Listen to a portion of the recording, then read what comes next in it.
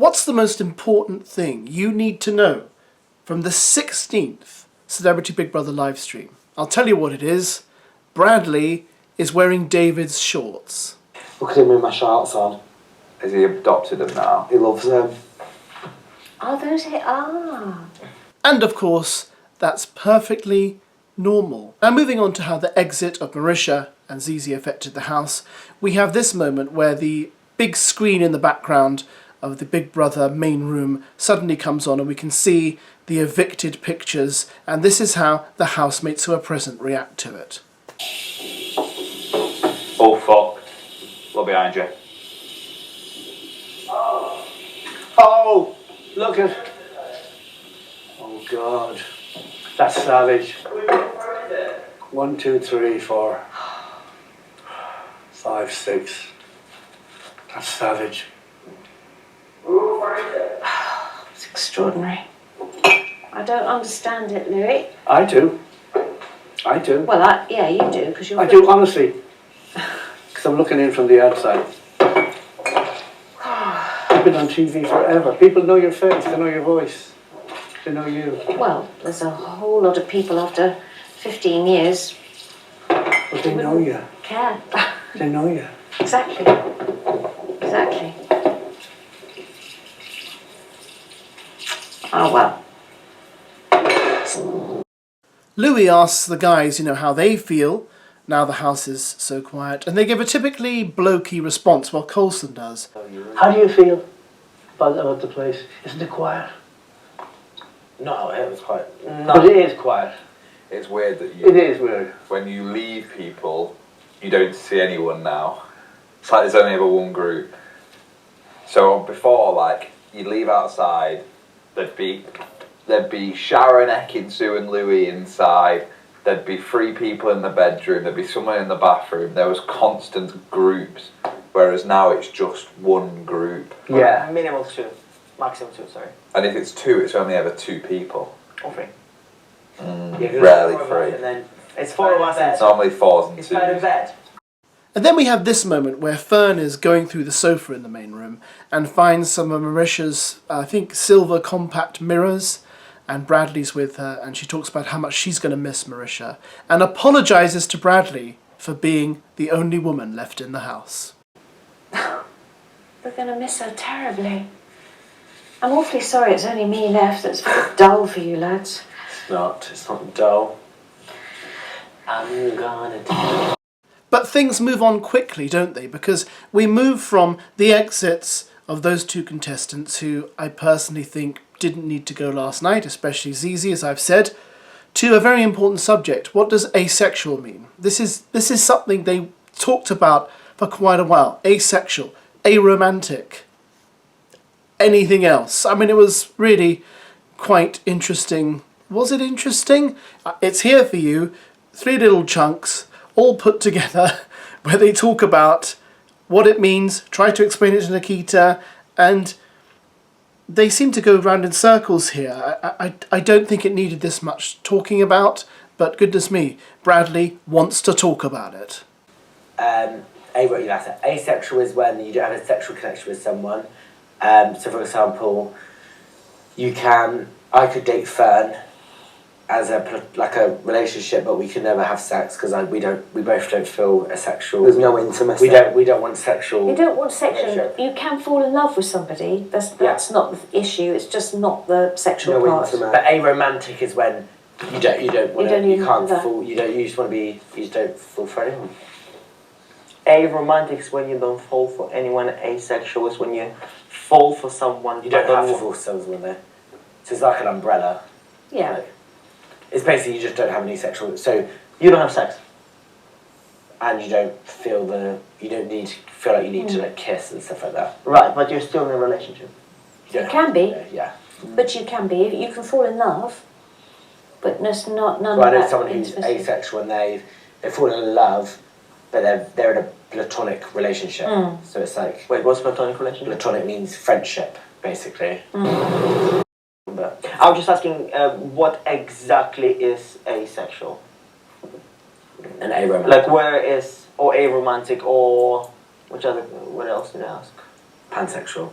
or pansexual, or I've never even heard of aromantic.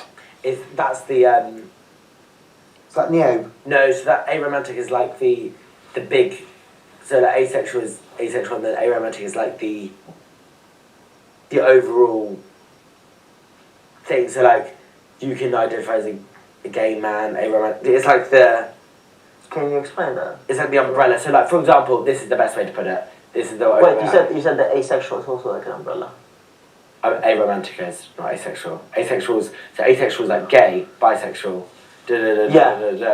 But the only way I can think about aromantic is like neurodivergent. That's ADHD. Do you know what I mean? It's like so that's one word to identify all these things. Okay. So aromantic, there's more in it. Like there's different things in it, but I'm not. Do you know what it is, aromantic? It's like that's asexuality. That's that's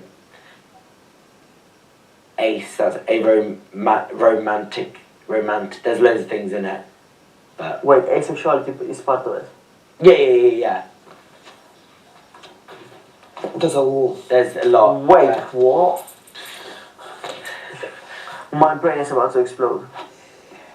It's basically sexuality is a spectrum, and that's What does it mean, a spectrum? spectrum. Okay. You So why does aromantic is not part of the sexuality? It is. Sorry, why is not aromantic is not part of what you can identify as? So aromantic is like. For Because you example, said you can identify as asexual but not as aromantic. No, aromantic is like the umbrella. So for example, this is the best way to put it. So me and David were both. It's just a different word basically. Me and David were both gay. Yeah. But we could both. I also identify as queer. Yeah. Same as asexual. So if we were both asexual, we could also identify as aromantic. It's just different wording. I think that's the best way to put it. Yeah. Different wording. So you can identify as straight. Yeah. You can BTQIA plus. Everyone always forgets about the A and DMAs because. No, I mean I think today people try to say it. Everybody's. Oh no! I'm not saying when they say it, but like really, you can say the letters, but you don't actually know what they mean. Yeah. Like, I didn't know what A meant before I was doing the scenes because I did my research, understood it a bit more, and understood that the identity of within that sexuality. But before that, I'd be very open. I had no idea what. Do you know what I mean? I had no idea. Didn't understand it. I've been once on a show when Coulson and Louis had some time on the terrace, where Coulson talked about his career, and Louis did say to him, "You can do whatever you like, but there's always a price to pay." That's the second or third time Louis has mentioned that, and I do wonder what sort of prices Louis has paid, and what sort of prices Louis expects others to pay in order to be successful in the entertainment industry, because he's about to talk about it here, but it gets muted out, of course. You know, push that career out and be myself more and do like more presenting, do more. You can do anything you want at a price. You can do anything you want in this world, but at a price. Yeah. You know, your personal life, your social life. Did you know, breaking news, did you know Coulson's getting his garden done? How many times has he mentioned this on the live stream? I know Levi said he was boring, but and someone did tell me, nothing wrong with him. And there's nothing wrong with him doing his garden, that's fine, but he mentions it to Louis here, says, "Did I tell him I'm getting my garden done?" Louis says, "Yes, you did. Yes, Coulson, you told everyone you're getting your garden done. We know, that's great. Good for you." I've told you I'm getting my garden done, haven't I? Told me that, yeah. Yeah. So I can't wait. That's my treat for doing this. Oh, new garden. Right. You're right. Because you can spend all your time on it. Yeah. Midway through the live stream, David decided to do a bit of Ibiza Weekender with the guys and play some games they play on that show. And he played one called Past, Present and Future, where you have to talk to someone and ask them questions about past achievements, present achievements, future things they hope to do, etc. And Coulson asked Louis about this, and he had an interesting response about his achievements in the music field. Louis. Yes. As past, what is the accomplishment in your working career That was my same question. that you have been the most proud of? Same question, yes. In the past. Honestly, I think I'm lucky. I think I'm lucky to be still working. I think I'm lucky to have gotten a break originally with Boys Home. That started my life, and it was uphill from there on, but I enjoyed it. Simon Cowell changed my life, because I met him, I did so many things with him, so he really helped me, but I think I'm just lucky to be working. That's absolutely the truth. I'm still getting away with it. You know what I mean? Yeah, That's the truth. Anyway, good. And then Louis, you'll Then Nikita was asked about his present and future plans, I think. By the way, if you can hear a hoover in the background, it's because my dog is cleaning the house. He loves the hoover, he really does. But yeah, so he was spoken to about this, and Nikita gives quite a long answer, which is tender and interesting. Now, if you're wondering why there's a photo of Bradley during this moment, it's because for some reason they decided to keep the camera on Bradley for a solid 3 minutes while Nikita spoke. We didn't see Nikita once during this actual moment where he was speaking. But also towards the end, Louis talks to Nikita about what's more important, ambition or talent. It's just an interesting little conversation, and yeah, you know, it is what it is. Nikita, what are you most excited for in the future? And what are you most scared of in the future? Most excited would be probably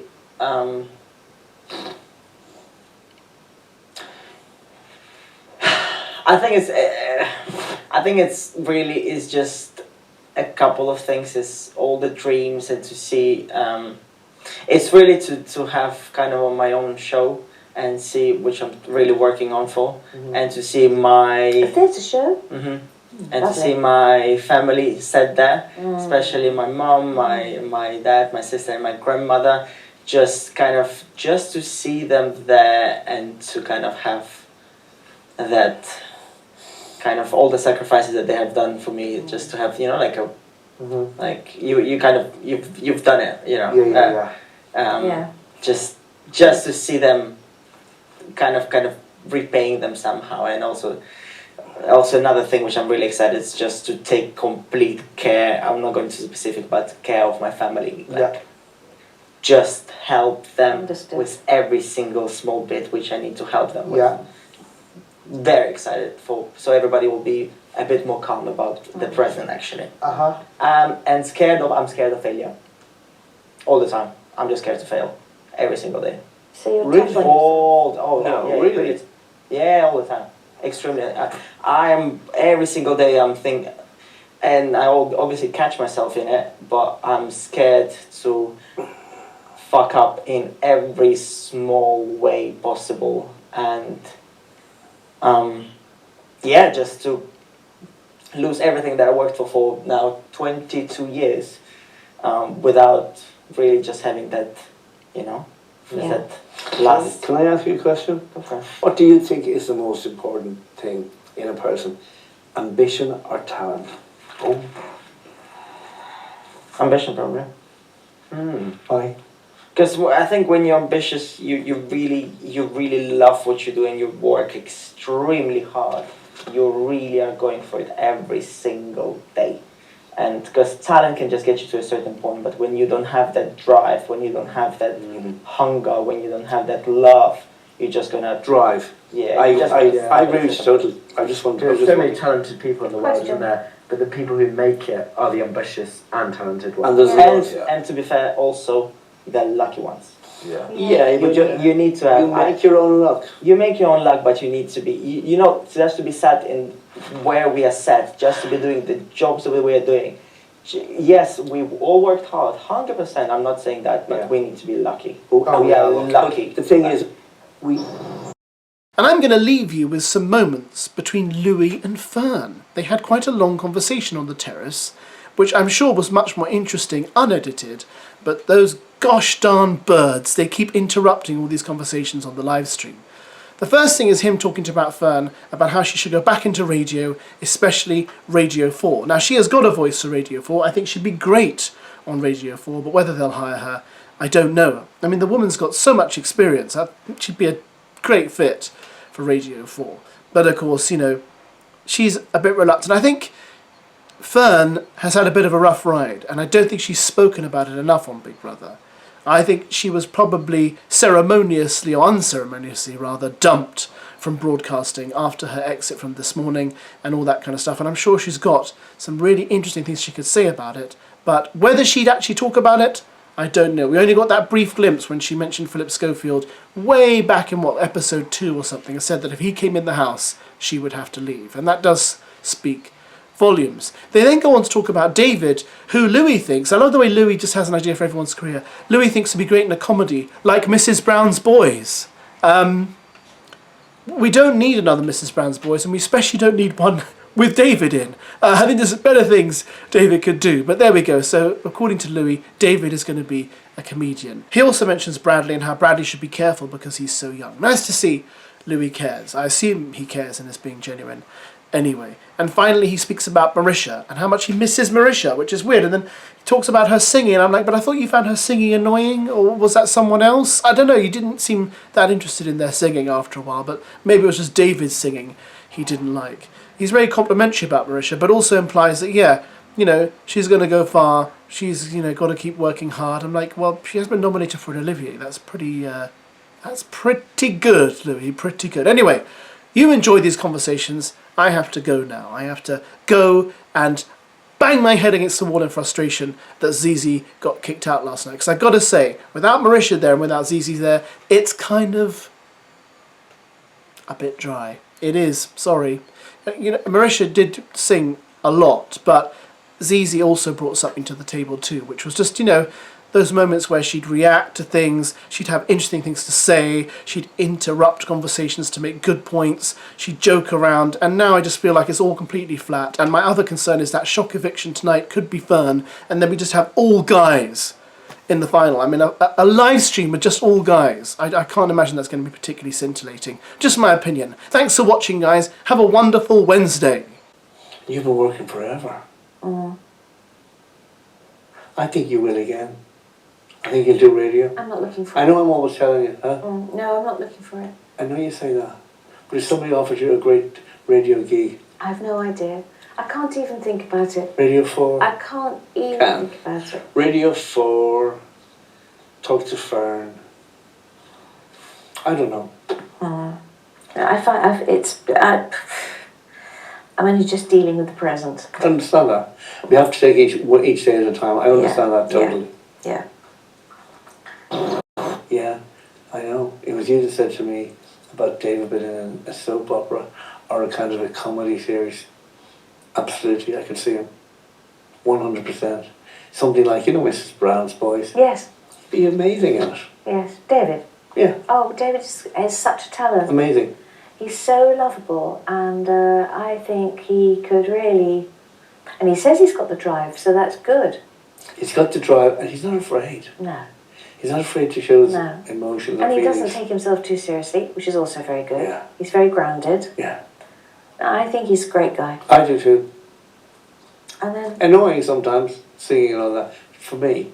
But I think he's got a great future. Him and Bradley, I think together. his career is just yeah. taken off. As long as he looks after himself. He has to look after himself. He's very young. Yeah. All new names to me, and I kept getting Marisha's name wrong. Marisha. Yes, I did to start with. I couldn't. And then I couldn't get it right. when I saw it spelt, and then I thought, oh, Yes, yeah. Yeah, I hope she's having a great time. Of course she is. And Zeze. She's only positive in her life. Oh, I missed for the singing. Oh, I'm sorry. they're brilliant. The pair of them. We might teach you how to sing. You might learn how to sing. No, she's just got soul. It's just something you see rarely in people. You know, you can be good singers, but she can sing anything. Anything. Anything. Okay, Genuine star, that one. potentially. I think she's working hard enough. She's going to get it. Right. I'll see you tomorrow. These are dead. I'll probably see you in the morning. I'll see you in the bedroom. I'll see you in the morning. Yes. See you in the morning. I might even bring you another cup of tea.